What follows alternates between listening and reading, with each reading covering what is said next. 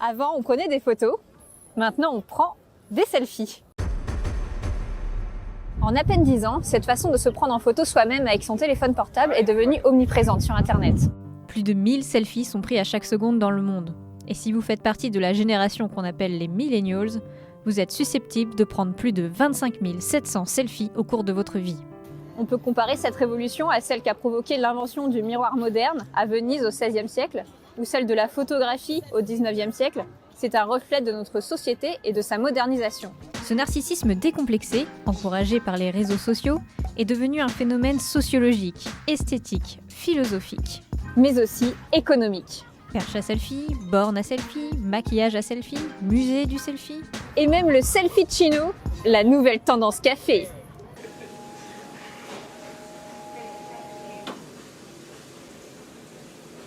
Mais ce sont d'abord évidemment les fabricants de smartphones qui en profitent, et à ce jeu-là, personne n'a réussi un coup marketing aussi fort que Samsung.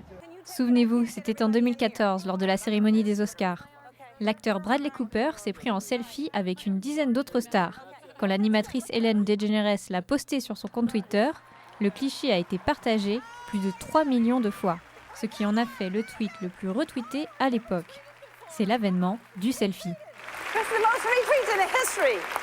Comme le montre le pic de recherche Google à l'époque, c'est ainsi que le selfie est entré dans l'histoire. Mais ce que la photo ne dit pas, c'est que le smartphone utilisé avait été fourni par Samsung. La marque coréenne avait déboursé 20 millions de dollars pour que ses produits soient mis en avant ce soir-là sur le tapis rouge.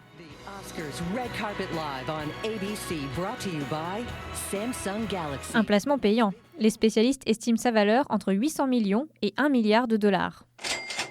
Depuis, les constructeurs mettent le paquet sur la fonction selfie des smartphones. Makeup ಇಲ್ಲದೆಯೂ ಎಷ್ಟು ಸುಂದರವಾಗಿ ಕಾಣ್ತಿದ್ದೀನಿ ಕಣೋ. ಅದು ಫೋನ್ನ ಚಮತ್ಕಾರ. ಅರೆ ಸಾಕು ನೋಡು selfie queen.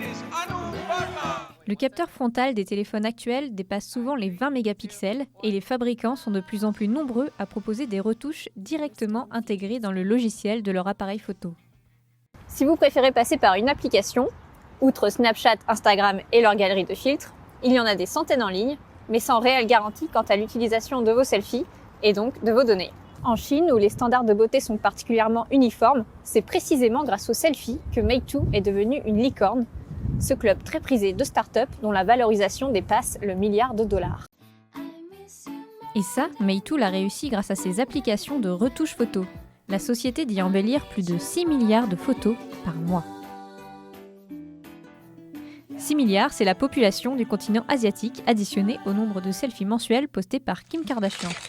Certains modèles de smartphones sont marketés spécifiquement pour les fans de selfies, comme le Redmi Y2 de Xiaomi. Une intelligence artificielle retouche automatiquement les photos prises en mode selfie pour supprimer les rides, blanchir les dents ou faire disparaître les petits défauts du visage. Tout simplement pour nous rendre plus beaux. C'est en quelque sorte la chirurgie esthétique 2.0.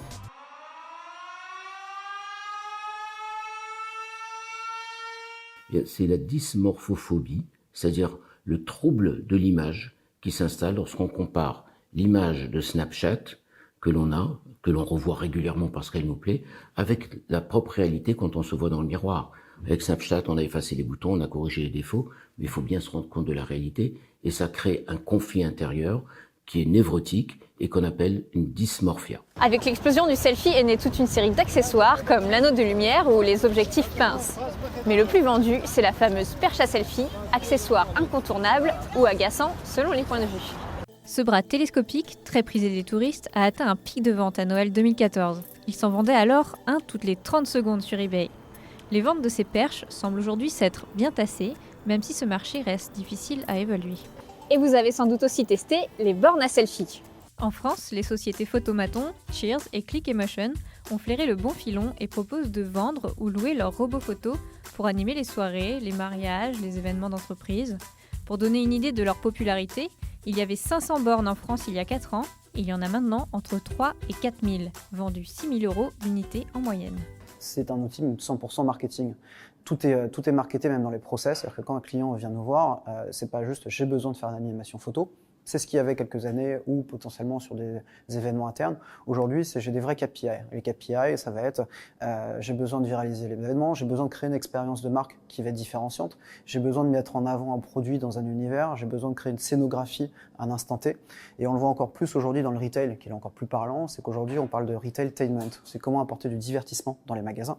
Et du coup, la borne a cet intérêt-là. La fréquentation des lieux touristiques instagrammables a explosé avec la mode du selfie, et les musées en sont un des principaux bénéficiaires. Au départ, ils ne voyaient pas le selfie d'un très bon œil. Les perches à selfie y restent souvent interdites, comme au musée du Vatican ou au Louvre. Mais le monde de la culture s'est pourtant bien emparé du selfie, surfant sur le phénomène marketing. Une journée, le 16 janvier, est dédiée au hashtag Museum of Selfie, et pour les vrais fans d'égo-portrait, le nom canadien du selfie, ce sont carrément plusieurs musées qui ont été ouverts, dont le Museum of Ice Cream aux États-Unis. Il n'y a rien d'exposé, pas d'œuvres d'art, pas de rétrospective sur l'histoire de la crème glacée, juste des décors. Tous les jours, pour 38 $ de l'entrée, 3 fois plus qu'un billet au Louvre, des centaines de personnes viennent se prendre en photo dans des piscines à boules multicolores ou sur des balançoires en forme de banane.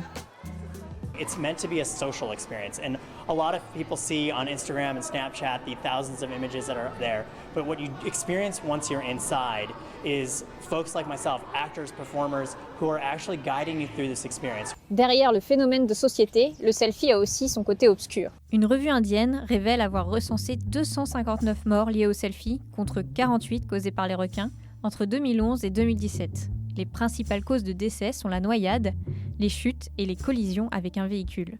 Alors soyez prudents et réfléchissez bien à ce que vous êtes prêt à faire pour un like.